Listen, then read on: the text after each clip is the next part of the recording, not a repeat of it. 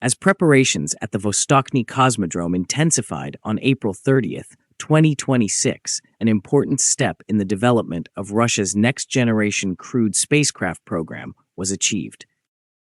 Engineers and specialists are currently engaged in the construction of the ground infrastructure required to facilitate the future operations of the next-generation Orel, a spacecraft that is intended to introduce a new era of Russian human space transportation. And as this effort continues to expand, Roscosmos is overseeing the development, which has designated Orel as the foundation of its long-term objectives in low Earth orbit, deep space exploration, and potential lunar missions. The most recent update underscores the progression in spacecraft design, as well as the simultaneous development of the intricate support systems that are necessary to guarantee safe and repeatable missions. Moving directly into the structural developments that support this vision, the construction of a specialized service and preparation stand within the spacecraft assembly and testing complex at Vostochny Cosmodrome becomes the focal point of this advancement. This facility is expressly engineered to manage the reusable descent module of the Orel spacecraft, thereby introducing a major shift in the Russian spacecraft servicing philosophy. The new structure is equipped with advanced lifting mechanisms, fueling lines, and integrated control systems.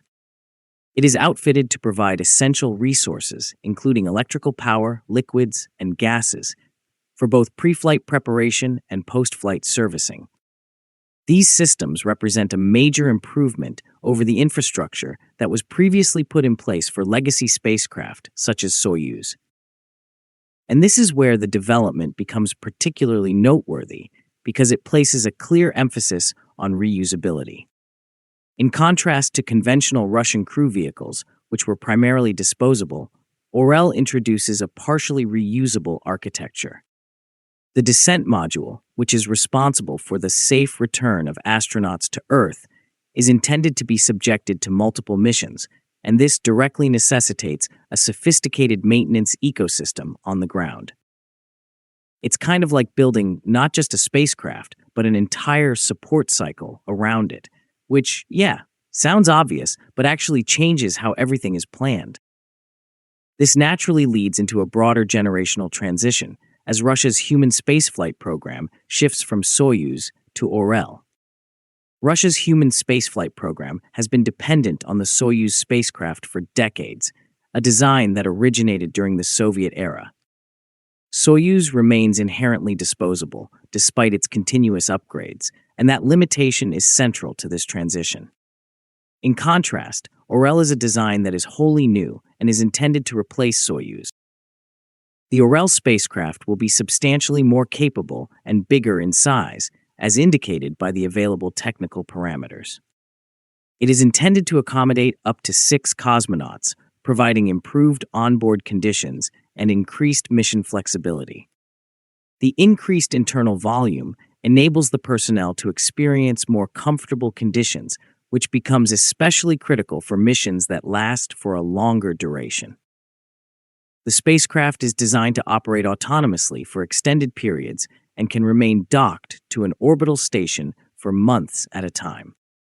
Furthermore, it is expected that it will serve as a critical component of Russia's future lunar exploration architecture, which may encompass missions that extend beyond low Earth orbit. The reusable descent module, which will be expected to complete up to 10 missions, stands out as potentially the most transformative feature of the entire program. This capability significantly reduces long-term operational costs and aligns Russia's approach with global trends towards sustainability in spaceflight. As Altitude Addicts highlights, this shift toward reusability is not just a technical improvement, but a structural change in how missions are sustained over time.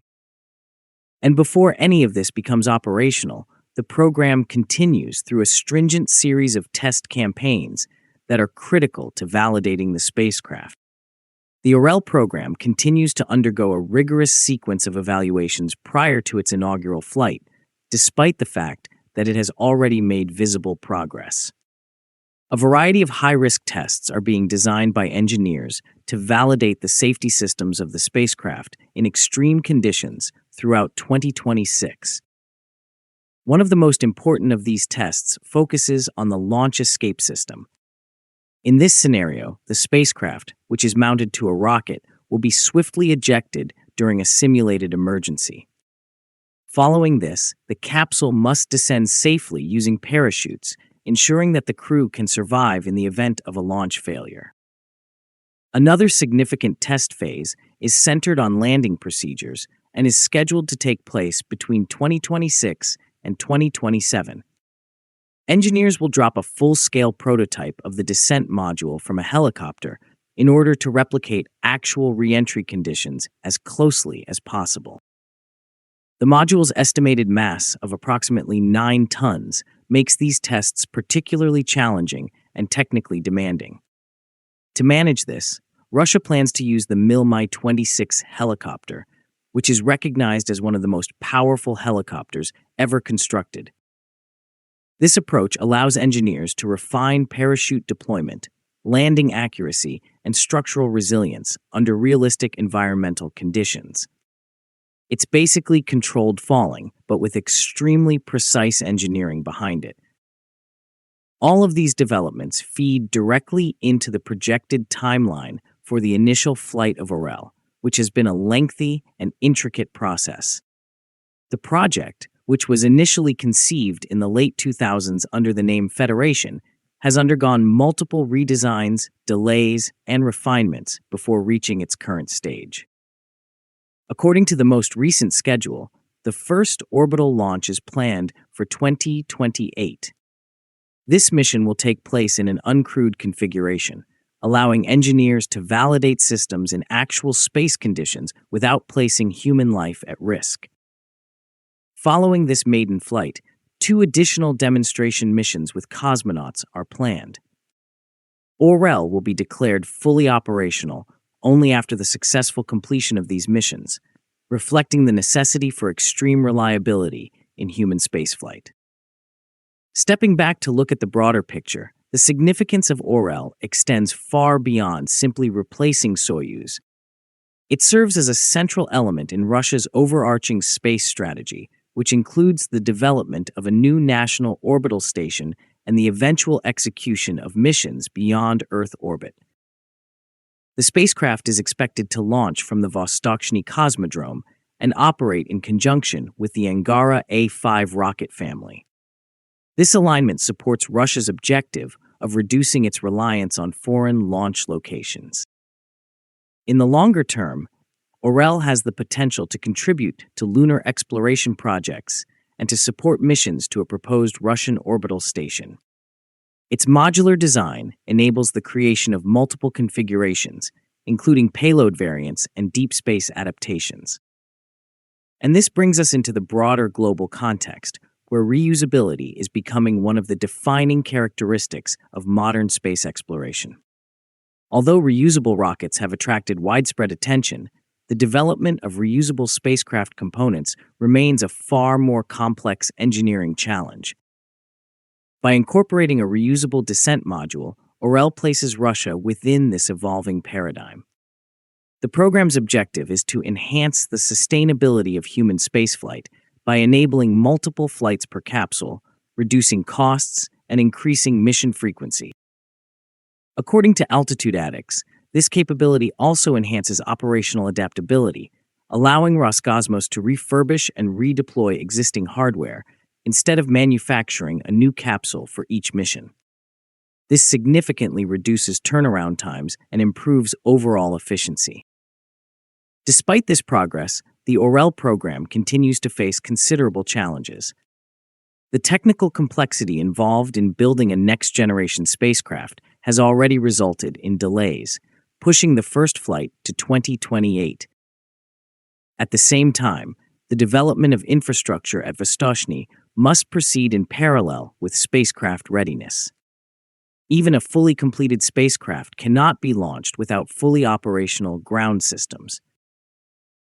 Broader geopolitical factors, evolving mission requirements, and financial pressures may also influence the trajectory of the program. Nevertheless, ongoing developments indicate that Russia remains committed to the active deployment of Orel. As Altitude Addicts notes, large-scale space programs rarely follow a perfectly linear path. They progress through cycles of delay, adaptation, and renewed momentum. In conclusion, the preparations currently underway at Vostochny Cosmodrome represent a critical milestone in the development of Russia's next-generation crewed spacecraft. The ongoing testing efforts and the construction of advanced servicing infrastructure are steadily bringing the long-awaited debut of Orel closer to reality. As the program advances toward its inaugural flight in 2028, it represents more than just a technological upgrade. It signifies a transition from legacy systems rooted in the Soviet era to a modern, reusable, and versatile platform capable of supporting the future of human space exploration. If successful, Orel will not only replace Soyuz but also redefine Russia's role in the global space landscape, opening new possibilities for missions in Earth orbit, lunar space, and beyond. If you like this video, please like, share, and subscribe the channel. Please also take the channel membership to encourage us.